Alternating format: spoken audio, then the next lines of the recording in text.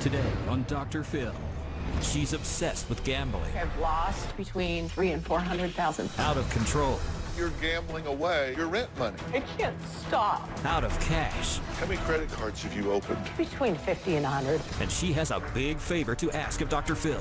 Why did you bring me these bills? I thought maybe you might pay them. You wanted me to pay them. You don't have to pay them if you can't afford it. Let's do it. Have a good show, everybody. Here we go. This is a safe place to talk about hard things. Stand by. We'll count you down. I'll try to be an emotional compass and point you in the right direction. 5, 4. I am not giving up on you.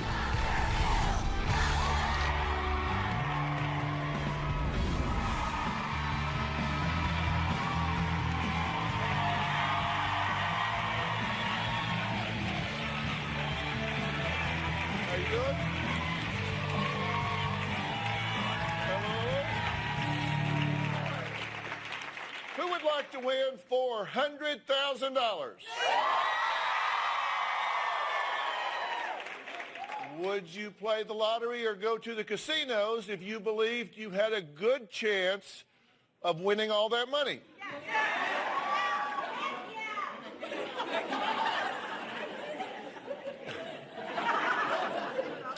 If you won, what would you do? Maybe buy a home like this one that was recently on the market for $400,000 bucks? Or how about buying a brand new sports car like this? Or how about sending up to 4 children to a 4-year college? I'm sure we could all find endless ways to spend the cash.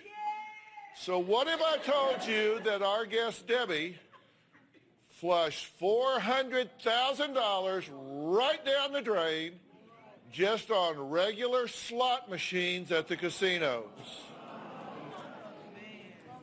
Debbie is a self-admitted gambler for the last 2 decades who loves to play the slots so much that she says she turns demonic. I have been gambling for over 20 years. My mom's addiction has taken over her life. I dropped hundreds of dollars. It's just paper. I am completely addicted to every slot machine. I walk through a casino door and I'm not myself anymore. I become obsessed, like a demonic feeling. The only thing that matters to my mom when she's at the casino is putting her money in the machine. Gambling has turned my mom into a monster. When I go on a gambling binge, I could stay there for days, and I have. I've done everything possible to feed my addiction. I've opened between 50 and 75 credit cards to feed my addiction. If I had to put a dollar amount on how much I've lost over the years, between $300,000 and $400,000. At one point, I controlled all of her money. I couldn't control her. She would make a scene in public, screaming at me for her credit card. I would get explosive when I couldn't have 100 here, 100 there. On one occasion, the police were called due to my explosive behavior. My mom has told me that she'd stopped gambling, and then there's been times where I've gone to the casino and found her there. When I leave a casino and I'm broke, I cry. I hate myself. I scream in the car. I hate you. What is wrong with you? You have a family. You have to feed your children. Then I turn around and I go back. I am addicted to gambling and it has taken over my life. Okay, so you know this, right? Yeah. You know it about yourself. This isn't something that you're kind of think you can handle or you think you have under control. I have no control over it. I can't handle. So you've heard the term degenerate gamblers, and that describes someone in lay terms that will blow it all. They'll blow their rent money. They'll blow their savings. They'll run up their credit card. They'll do it all. And that's you. Yes. You've been trying to stop her. Yeah. She yells at me and says she doesn't need help. Why do you do that if you tell me now you know better?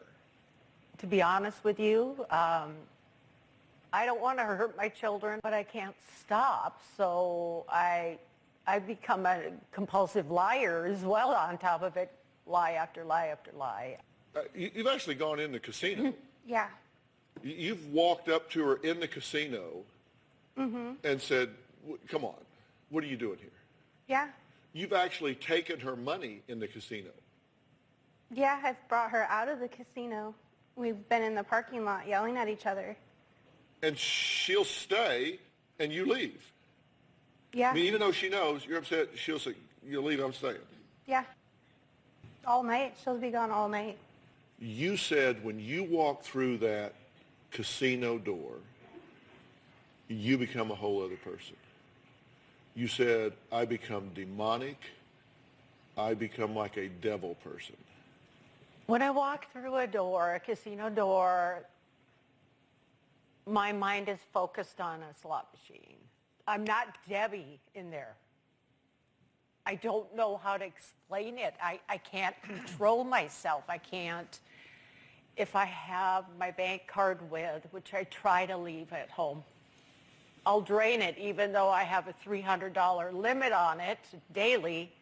They have a machine in the casino that overrides it. So you can drain your account. How many credit cards have you opened?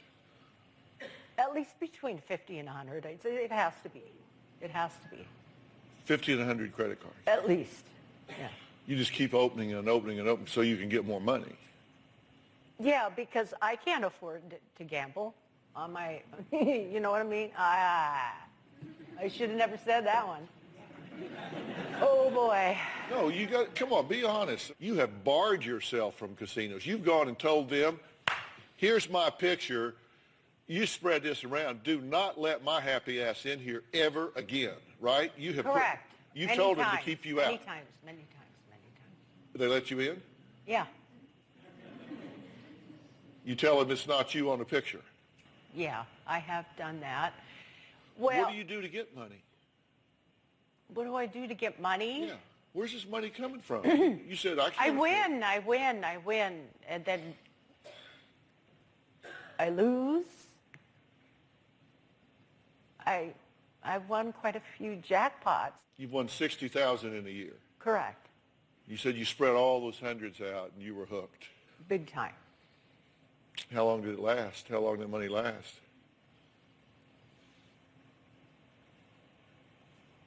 About half a year, maybe, if that. Before you lost it back? Oh, yeah. I don't want to do it. I do it. I'm not me in that casino, okay? I'm not. When I walk through the door, I'm not me. It takes over my mind. I can't stop. So why do you walk through the door? I can use excuses to you like, okay, I lost a bunch of money. I have to go back and get it back. I use that a lot. But I don't seem to be able to walk out with it again. So why do I do it? I don't know. One would think that you would say, you know, there's a pattern here. They keep taking my money and running me off till I come back with some more. You would think this is stacked against me. I can't win. I've lost $400,000. So I'm asking, are you a slow learner? No, I'm pretty good with math, but, hey, I'm not trying to laugh and joke. I'm serious. I have self-medicated myself over the years with alcohol prescription pills so I don't have to face reality, okay? You said the only time you've ever left with money is when she came in and drug you out before you could lose it. You said you left once with $3,000. Towards the end here, yeah. I mean, I did walk out. Yeah, tackle you, drag you out before you could lose 8 years ago, I walked out with $10,000, $12,000 and paid some bills off, but then put it all back in. Well, Debbie says she has a big favor, and I mean a big favor to ask me. We'll talk more about that next.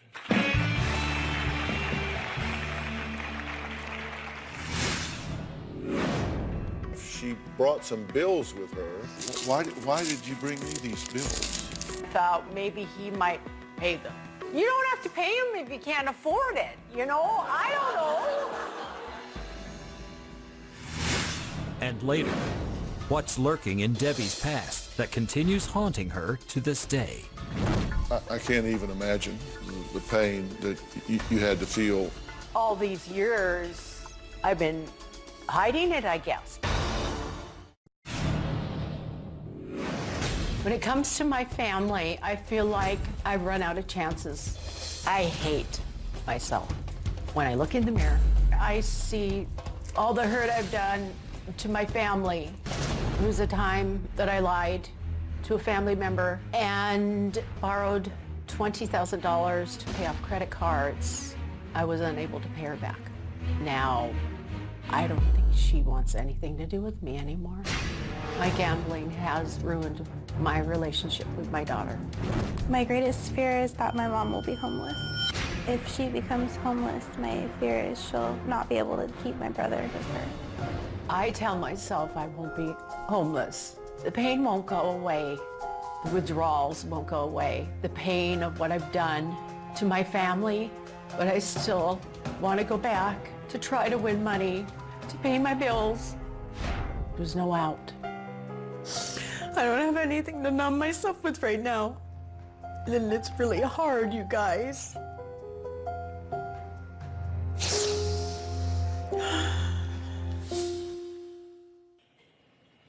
When Debbie arrived in Los Angeles and met up with our staff, she brought some bills with her that she asked to be delivered to me. They did. They delivered these to me.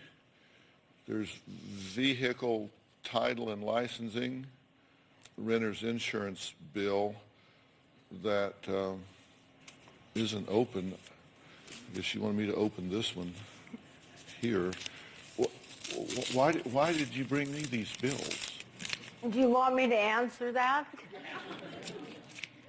I actually thought that if I was going to maybe get some kind of counseling or help, that these were the bills my daughter needed to take home with her, and then I thought, well, maybe he might pay them. So it wasn't my first choice to bring them to you. My daughter was going to take them home and make sure they got paid somehow. I'm not paying them.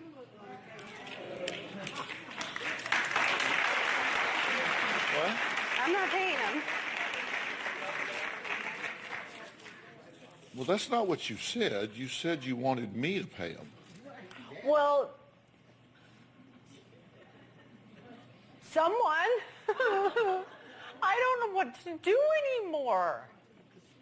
You don't have to pay him if you can't afford it, you know? I don't know. I know I'm bailing out again. I'm sorry. I can't pay him either, so I don't I can know. afford it, and I still don't have to pay them. Yeah, right.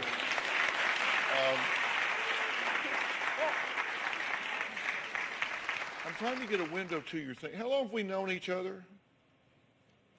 A minute or two? Yeah, it would be about 20 minutes. And then, yeah, and I'm sorry, I shouldn't have even asked.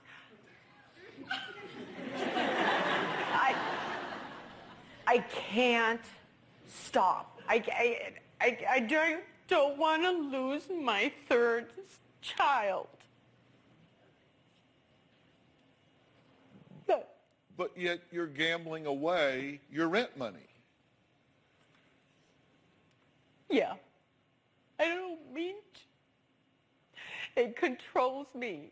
In that casino, I can't stop. How long you been living where you're living? Oh, about a month and a half. Yeah. How long were you living where you were living before that? A year. And why'd you leave there? She was making a scene and trying to bang on my door and get money from me For? to go gamble. And the whole neighborhood saw. And the cops came. Well, you weren't in a casino then. I You have- said you become a different person when you walk in the casino. That's your trigger. That environment Correct. changes you into the devil person. But you weren't in a casino when you were banging on her door to the point that the cops came and you're demanding money to go gamble. That's incorrect. What is correct? I had been at a casino for 5-6 hours and lost. I came to where I was living, and I had asked for more money. To get even. Yeah, my own money that I had my daughter hold on to, so I could have Christmas with my son and my daughter. She was holding on to $2,000 of my money. To not give her. You came to get Christmas money to go back to Correct. the casino because you say you get vengeance money. You say you come home, you're vengeance. I'm going to get some money to go back and kick their ass, right? So she stands in the gap, says, I'm not giving you this money. I'm not giving you the money. And you demand it's your money. You want it. By God, give me my money. The point is you're standing there demanding money to go gamble with. Debbie claims she didn't even start gambling until she was in her 30s. What happened in her life to transform her from being a typical wife and mother with a job to what she self-describes as a crazed demon? We'll be right back.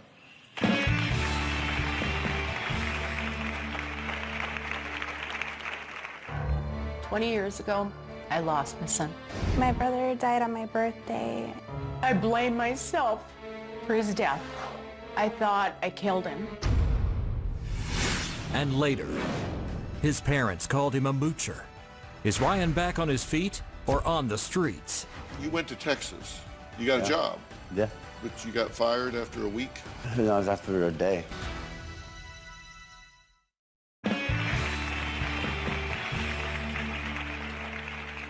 Debbie claims she can't control the pull of the casinos and the urge she has to hit those slot machines over and over again. And yet, she didn't always have this uncontrollable addiction. Her daughter Serena believes this all started when her mother tragically lost her son to leukemia at just 2 years old. And instead of facing the pain, Debbie looked for other ways to just switch off. 20 years ago, my son RJ was diagnosed with a high-risk leukemia. RJ was 13 months old. My son RJ had a bone marrow transplant. My daughter gave bone marrow, which nearly killed him. I could not put my son through another bone marrow transplant. It was too painful. I lost my son to cancer. She uses my brother's death as an excuse for her to gamble. I gamble not to feel pain. My brother died on my birthday, and I never look forward to my birthday because I know she's going to go out and gamble. It makes me feel hurt. My brother's been gone for 20 years, and she's never dealt with the loss. I thought I killed him by not doing another transplant. I blame myself for his death. I just wish she would be at peace with him being in heaven.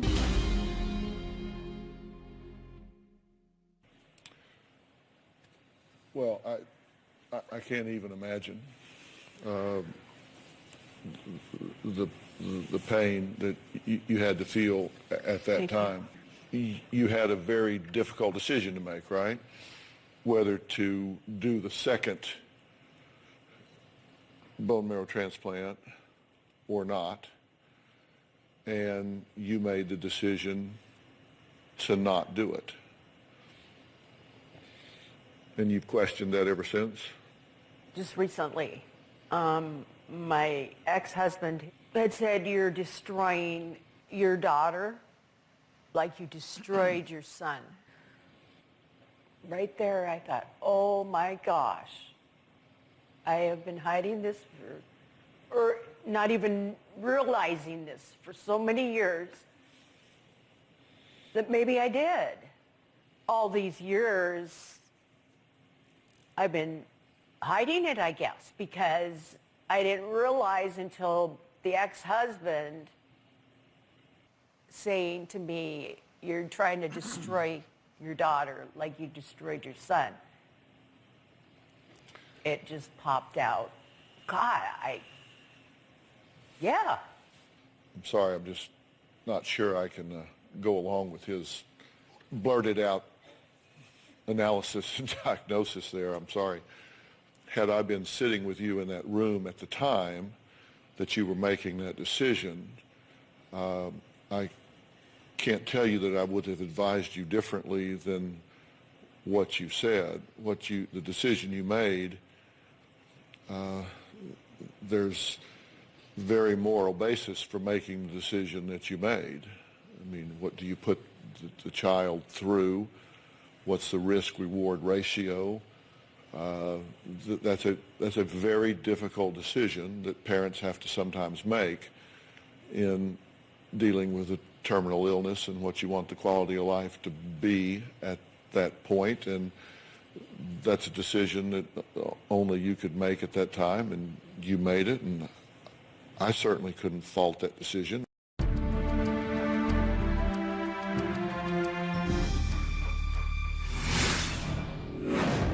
They show pretty people having fun.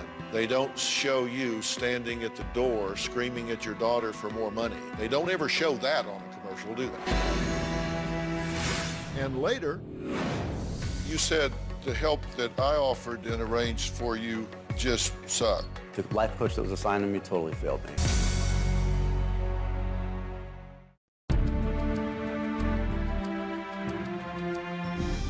I do know that things often start for one reason and continue for a very different reason. Maybe you started self-medicating, as you said, but then pretty soon this took on a life of its own. They show pretty people having fun in casino commercials. They don't show you standing at the door screaming at your daughter for more money. They don't ever show that on a commercial, do they? Yeah. They don't ever show you with a file full of bills trying to figure out how you're going to pay them. They don't show that in a commercial, do they? No. Because right now, if you stopped gambling, would your life be peaches and cream? Of course it wouldn't. You have a lot of other challenges in your life. And if right now your coping mechanism, your escape mechanism, your eject button from the pain is to lose yourself in a casino, and that's taken away from you and nothing is put in its place, you know what's going to happen? You're going to default right back to what you were doing. You know, I'd like to add Dr. Frank Lawless to the conversation. He's the chairman of the Dr. Phil Show Advisory Board. Frank, welcome. Glad to have you here.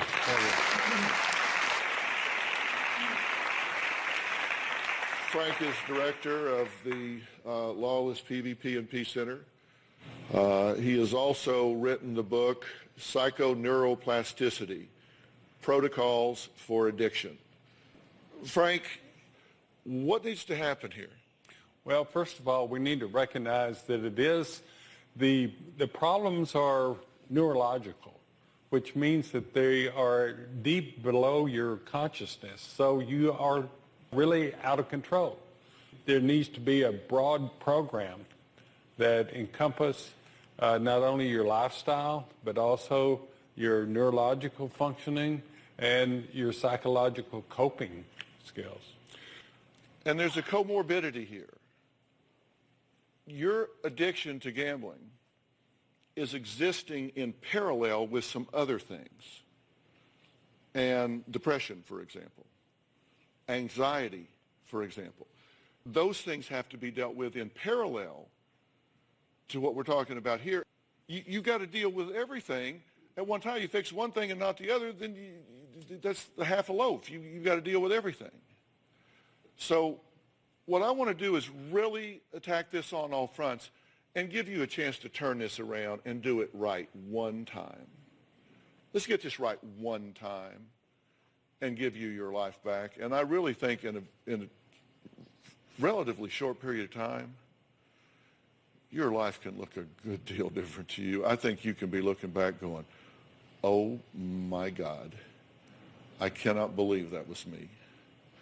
And this is going to begin with, what I would like to do is fly you to the PMP Center to spend some time with Dr. Lawless' team. They have a team there, multifaceted team, to start with a very thorough evaluation to see everything that's going on with you, psychologically, neurologically, physiologically, hormonally, everything, and then put together a true coping plan to get this turned around. But you've got to be willing to submit yourself to it. Totally, yes. Deal? Oh, yeah. Yes. Okay. All right, we'll get that set up. Right. You can talk to her after we finish. Yeah. Okay.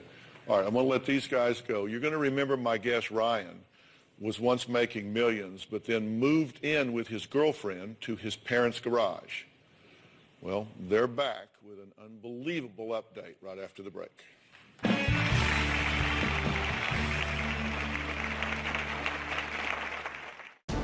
My 37-year-old son does live in my garage. There's a reason why I'm in your garage. You don't deserve to have a family that's as supportive as they are, that loves you the way they do. After being on the Dr. Phil show, I was disappointed because I felt like Dr. Phil had missed the mark.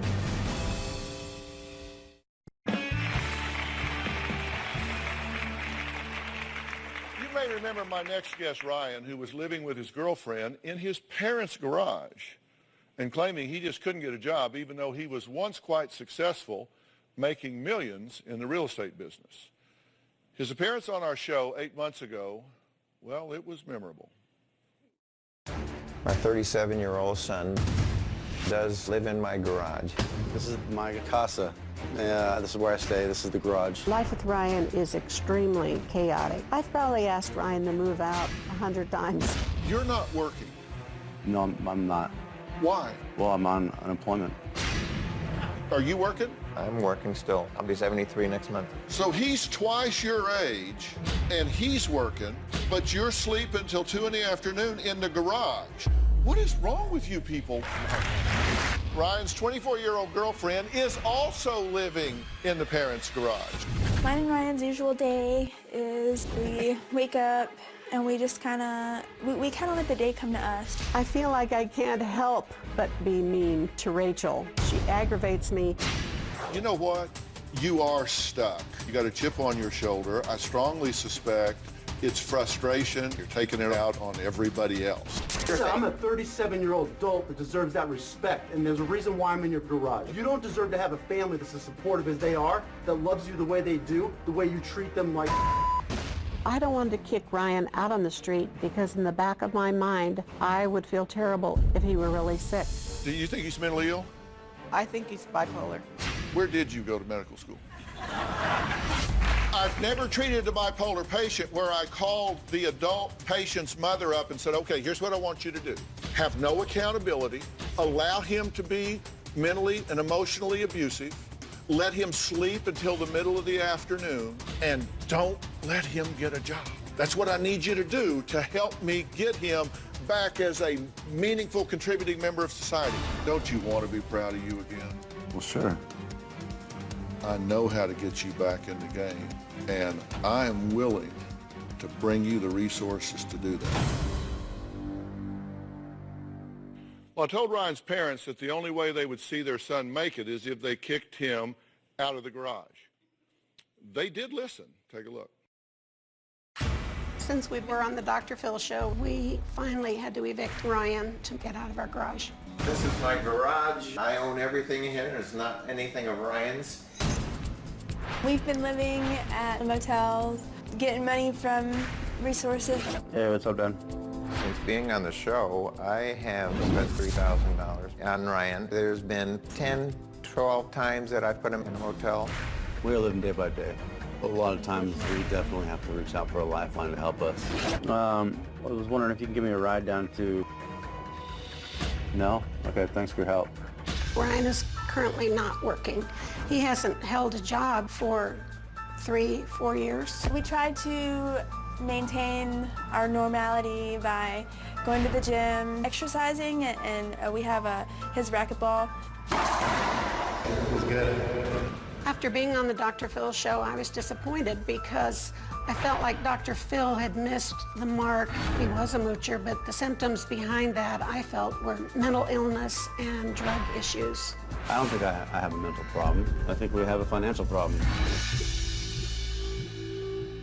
Well, Ryan and his girlfriend Rachel are here while Ryan's parents, Mike and Vicki, join us via Polycom. Even though Vicki thinks I missed the mark on Ryan, you did take the advice to get him out of the garage. How long did that take? About 6 weeks. After the show, about 6 weeks, had to evict him to accomplish that. Are you glad you did it? Are you sad that you did it? How do you feel about it? I'm positively thrilled. I mean, I felt like it was a burden off my shoulders that would never go away. Yeah. Are you at peace with that, even though I know it's difficult? Oh, yes. Oh, yes. Okay. Your mother thinks that she doesn't disagree that I felt like you were taking advantage of them, but she says that I missed the mark in that you are mentally ill and that you need help in that regard. You disagree. You don't think you're mentally ill.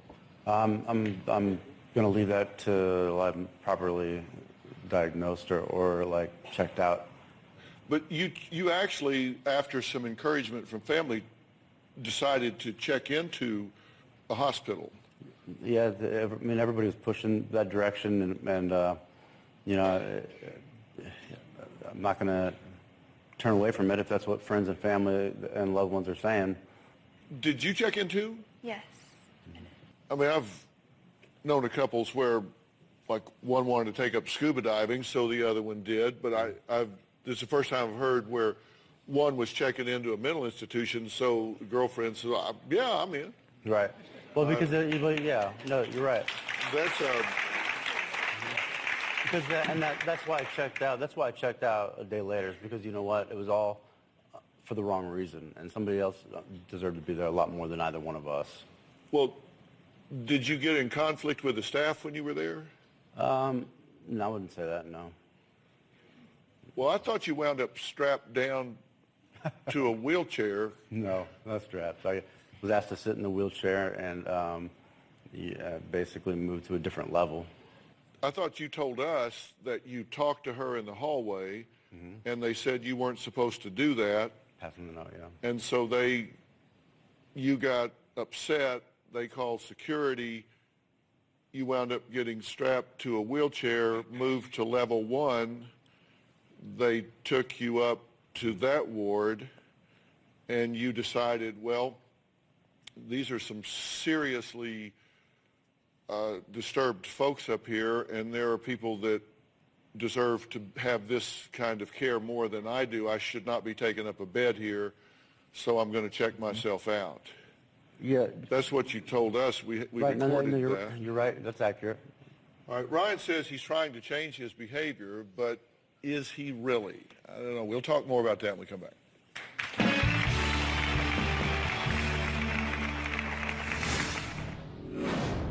You got a job, Yeah. but you got fired after a week? As an employee, I worked one day. And got fired? Yeah. Yeah. Because you took a day off. I just cannot stand Rachel. She feeds Ryan's addiction for drugs. She's brain dead. I don't feel like I'm homeless. I feel like I'm stuck in between a rock and a rock place. And so I just need help like getting pushed out. The only way that Ryan can recover is to eliminate Rachel totally. They're pretty harsh about you, Rachel. They say you are enabling him, that you are a drug pipeline, that they're saying you need to be gone out of his life, and that you're bad news bears. How do you feel about that? Well, I don't know. So first they're the enabler and now I am? Like they just want to throw it on me because they're out of the way now or what? Are you all into drugs? Are you doing drugs? A little bit. What are you doing? Smoke marijuana. Yeah. What else? That's it. You went to Texas. You got a job. Yeah. Went to Texas, but you got fired after a week? No, it was after a day, and doing everything that I thought was good. Passed the drug test, passed all the paperwork, got everything done. Well, why'd you get fired after one day? You said it was a schedule problem? You took a day off? No, when I went in, I went in and I worked basically as long as they needed me there to get done what we needed to get done, open to close, pretty much. And when he left, I wasn't assigned a team, so I was on the B schedule, and that was finishing up at bell to bell. And it was bell to bell 3 days in a row, almost 12 hours, and I got all my stuff done. One of the managers assigned me to the A schedule. Conveniently, the A schedule had the next day. So you worked one day? No, I worked 3 days.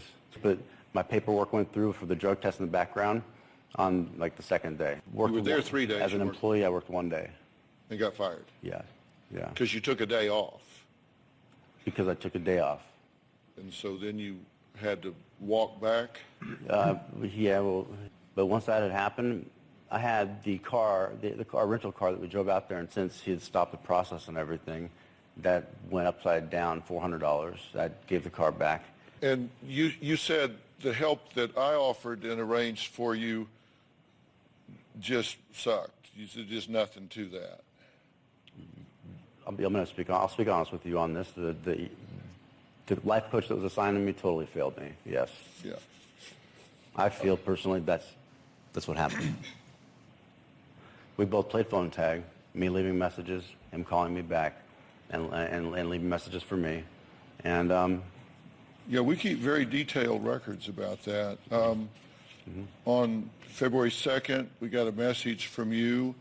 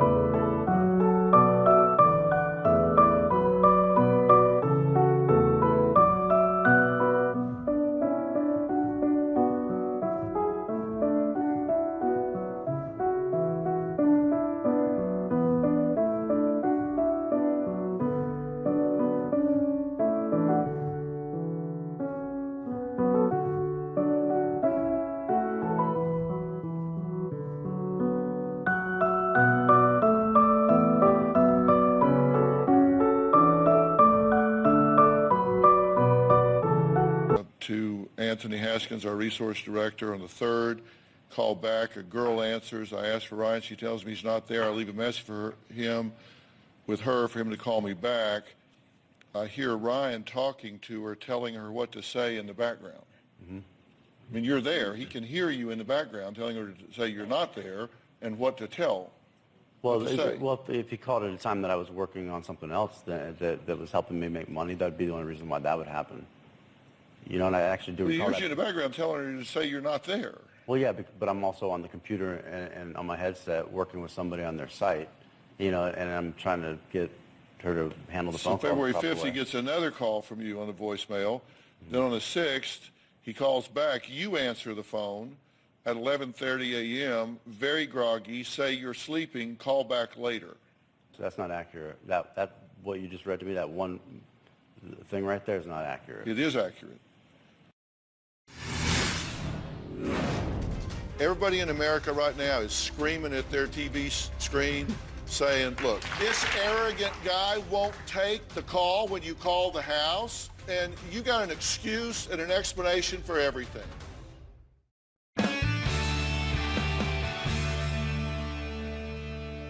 This is Anthony Haskins right here. Anthony, these are your contemporaneous notes at the time. You know Ryan? Yeah. Hey, Ryan. How are you? Good to see you again. Good to see you. These are your contemporaneous notes at the time, correct? Yeah, they are. And you called at 11:30 a.m.? 11:30 a.m. He was groggy, says, call me back later. That's what happened. Then on the 10th, you have a message from Ryan, your work voicemail. He's asking for a letter from me for the court or his lawyer. It was unclear. Not sure what, but he wanted a letter from you. So you call back. A girl answers. You ask for Ryan. She asks about the letter. You say, I don't do that unless Ryan is doing what he needs to be doing and has at least started working on the program. She says, hold on. An argument ensues between the girl and Ryan about whether or not he wants to talk, and eventually she tells me he's not available and takes a message. I got the feeling with Ryan that he was not intending on wanting any of the help that you were offering, and I felt it was either his parents or it was this letter for the courts or some other motivation, because we take very seriously the help that we provide. And we've tallied up to this point over $25 million in resources that we've provided for our guests. And when a guest reaches out and wants the help that you've offered, I take that very seriously. And I'm getting told by a girl on the phone that you're not available, and I hear you talking in the background, telling her what to say. And then on the other phone call, I hear an argument about this letter and just tell him I'm not available. And so I move on to the next person that is ready, willing, and committing to the help that's being offered. Everybody in America right now is screaming at their TV screen saying, look, this arrogant guy won't take the call when you call the house, and you got an excuse and an explanation for everything. If you want some help, you need to say so, and I will make a legitimate effort to try and help you. But I can tell you this, you make one appointment and don't show up, the exit ramp is right there, and I'm done. I won't quit on you, you know, and I do want your help. Dr. Lawless, will you dig in here and see what's going on? I will do an evaluation and make a plan. Okay, and Amazing. and that's going to require, I'm going to have to fly you to Dallas to make that happen. I will do that. I want to thank all of my guests today, and a special thanks to Dr. Frank Lawless. We'll see you next time. Let's make this work, man. Seriously, let's make this work. All right, guys.